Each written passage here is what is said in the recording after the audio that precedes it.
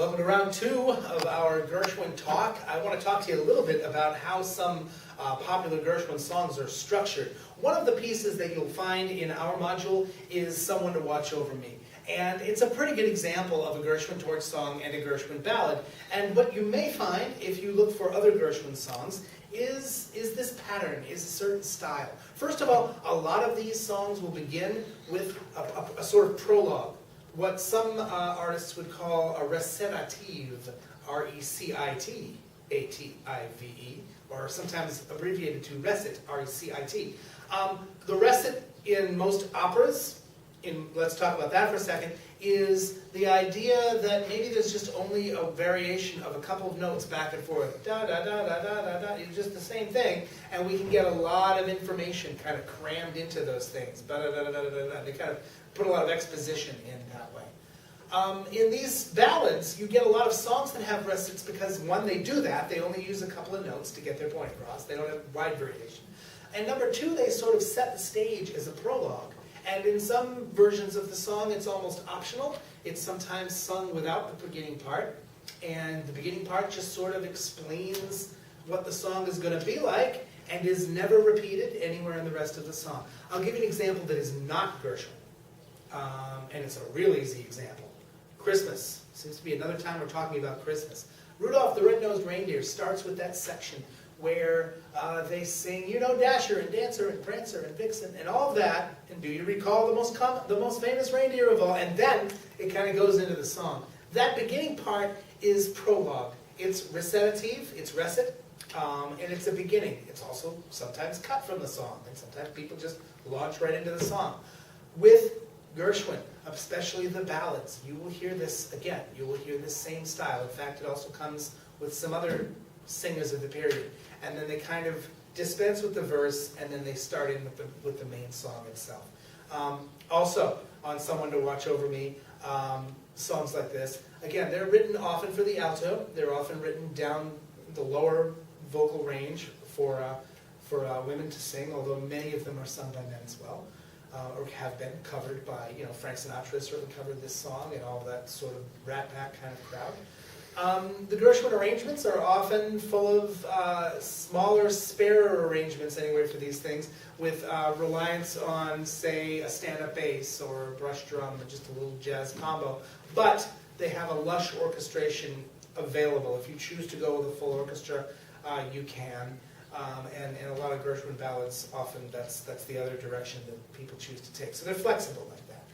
But Gershwin originally wrote a lot of ballads just as that, as sort of jazzy torch songs. And again, they reflect that sort of marriage between jazz and classical that the Gershwin brand is filled with. Well, like a lot of people, George Gershwin wrote for the theater and felt that he had something in him, some opportunity to write something perhaps a little bit more significant and important. And to that end, he wrote a piece in 1935 called Porgy and Bess.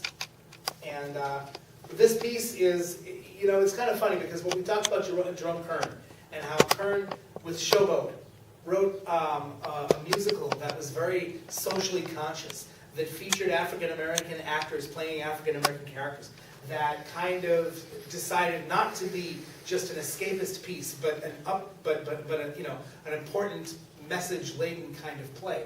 It seems like Porgy and Bess sort of takes that idea to an even greater, to even further heights. And what Gershwin does with Porgy and Bess is a little bit more ambitious. The artistic roots of this show are really embedded in the American experience, in the soil of America. And it's essentially an opera. There's almost no dialogue in Porgy and Bess. It's not particularly lighthearted. I certainly wouldn't call it an operetta, although it is in English. And the spoken dialogue is almost just sort of thrown in there on occasion. The idea of writing Porgy and Bess came to Gershwin several years ago when he sat down to read a book by an author named DuBose Heyward. Heyward, here's something funny. DuBose Heyward had written a book called Porgy. And Jerome Kern, he of Showboat, had said, your book, Mr. Heyward, could probably be a stage play. DuBose Hayward kind of had Jerome Kern kind of dangling on a string and said, maybe you could write a play based on my work. He also had his own wife working on a play based on his work, and he also told Gershwin it would be okay to write a play based on this work.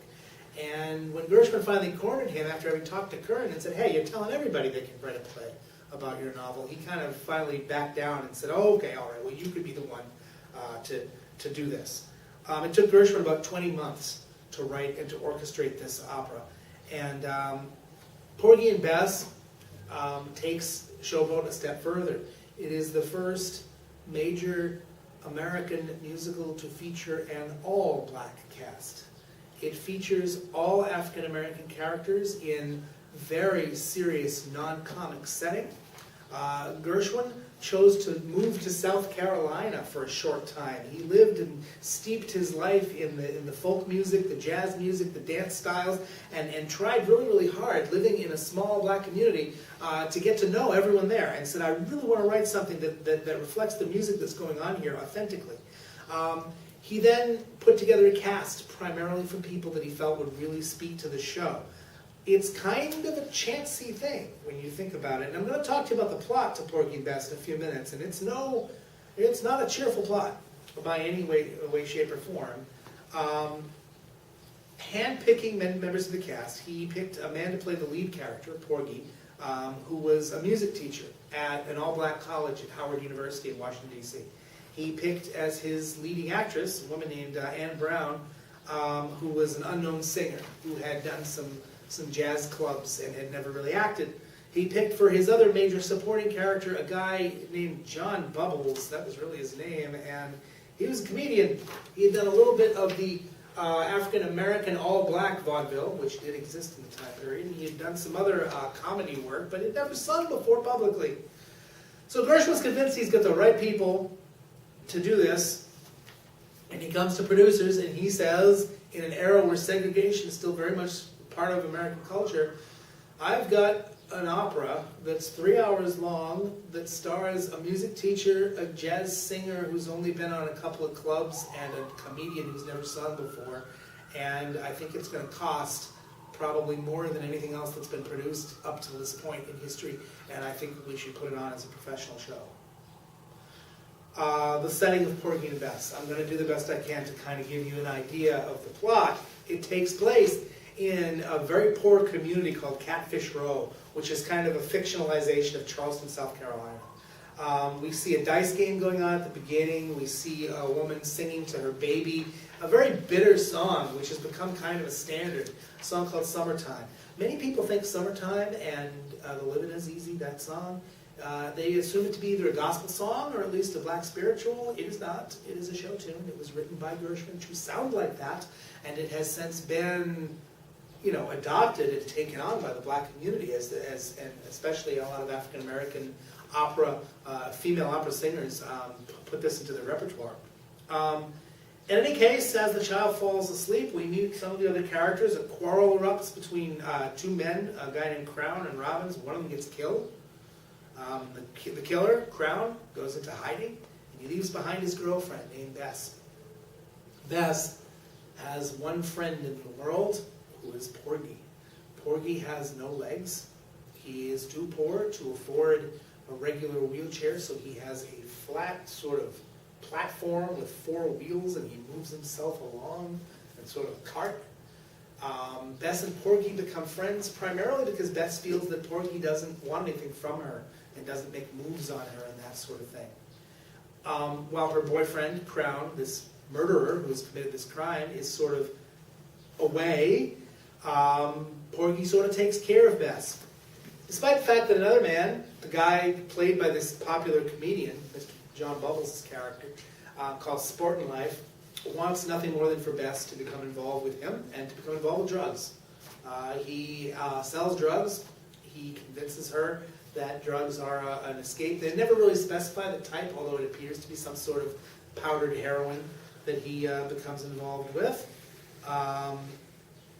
Eventually, Crown, the man who committed the murder, returns, finds Bess, kind of drags her off somewhere. They disappear for a while.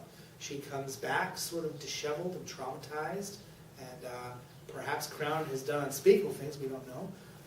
Porgy, of all people, stands up to Crown and, and eventually stands up to him and even kills him.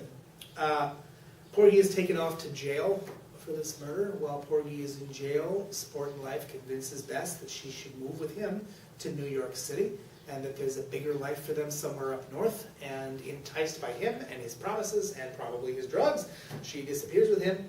Porgy gets out of jail and decides he's going to go off to look for his friend and help her out, bail her out again, and we don't really get to see how that turns out. That's pretty much where things leave off, although with a lot of optimism that it's going to be okay. Some parts of this script were edited, and actually the Porgy and Bess script was very successfully remounted only just about a year ago by American Repertory Theatre here in Cambridge, moved it to New York City as a Broadway show and had a tremendous success. Their version of Porgy and Bess, some people have criticized as being shortened. It contains a little bit less of the material, but it's still a stunning, stunning rendition of it. So when Porgy and Bess opened, it opened here in Boston, and it received wonderful reviews. Surprise! Everyone loved it. Critics, audiences. It was a huge smash. It made some money, and Gershwin was convinced that what he had in his hands was a hit that he should take to Broadway. When it went to New York, it closed after only about 120 performances, and became one of the first Broadway shows to lose a significant amount of money. Gershwin wound up subsidizing it himself by taking money out of his own bank account to pay the orchestra, to pay for the scenery, to pay for the actors, and it never really caught on. Perhaps the saddest thing about it, Gershwin spent much of his life saying after this point, the show is just ahead of its time. People don't know how good this is, people aren't ready for it, and audiences need to come around to this. Gershwin died in 1935. Look at me checking. Yep, 1932, good thing I did. Gershwin died in 1932, and he died of a brain hemorrhage, actually, very, very suddenly. And there were memorials across the country, and people were shocked by his sudden passing.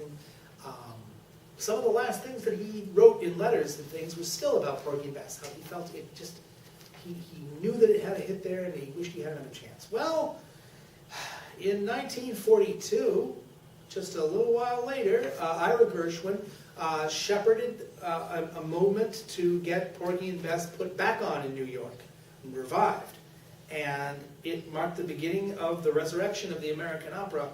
It proved so successful it lasted for 8 months of consecutive 7-day sold-out performances, had to hire alternate casts. It was the longest run-up to then of any revival in New York stage history.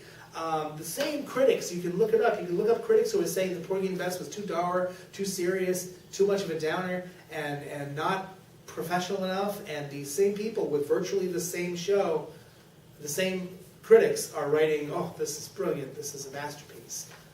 Gershwin himself, sadly, of course, never lived to see that. It's kind of a folk opera. It's a big epic. It's told with a lot of humanity and a lot of compassion, and it assimilates a lot of aspects very, very accurately of Black American life in the 1930s.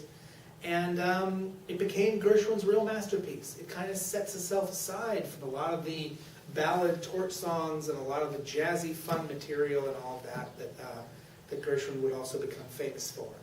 It's almost a shame, though, that he never really got to see it succeed the way he knew and swore over and over again that it would. Well, last thing I want to tell you about is another Gershwin show. It's a little bit lighter, a lot lighter, in its material. And it's a show called Crazy for You.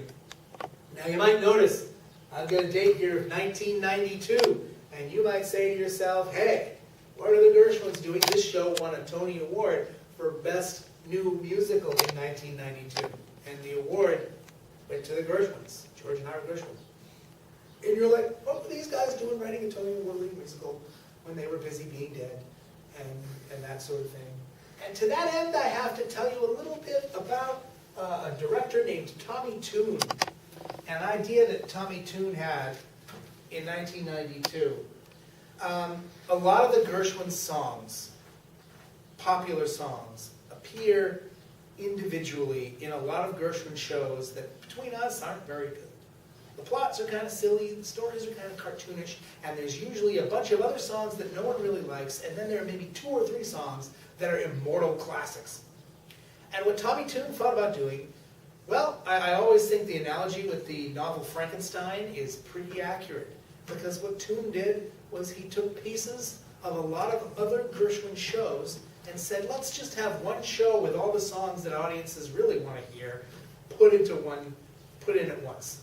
And so even though one song, say Someone to Watch Over Me, might be from one show, and I Got Rhythm might be from another show, and Biding My Time might be from another show, let's just put them all together and put a plot together where these songs still work in that context. Most of the plot he took from a show called Girl Crazy that the Gershwins did do in 1930, and although the Gershwins themselves would never have known, of course, that their work had a different life, in this strange sort of pastiche way, Crazy for You became a giant hit in the 1990s. Nowadays, Crazy for You is almost exclusively the Gershwin show that colleges, schools, community groups, everybody, if they're going to do a Gershwin show, very often they do this one. And the reason is, this one has all the hits. This one has all the songs a person would want to hear. It's got a lot of other parts. It's not an authentically written Gershwin show, and it's kind of tricky like that. It's hard to find a production of Lady Be Good or some of those other shows. But you can certainly find a lot of productions of Crazy for You. Now, one of the good things about Crazy for You is that the orchestration, the singing, the music, and certainly the dancing, because Tommy Tune, among other things, was one of the world's best choreographers. Tommy Tune did choreography for this show. He did choreography for a number of very popular tap shows, The Boyfriend, No No Nanette Revival, a show called A Day in Hollywood, A Night in the Ukraine in 1980, that were tremendously successful based largely on their tap dancing. And Crazy for You is no exception. Crazy for You, I've linked for your listening pleasure a song called I Got Rhythm. And with our final section tonight, which I'm going to take one more break and then put one more piece together, I want to just kind of deconstruct I Got Rhythm for a second and talk to you about how it's written, how it's put together, and what makes that interesting.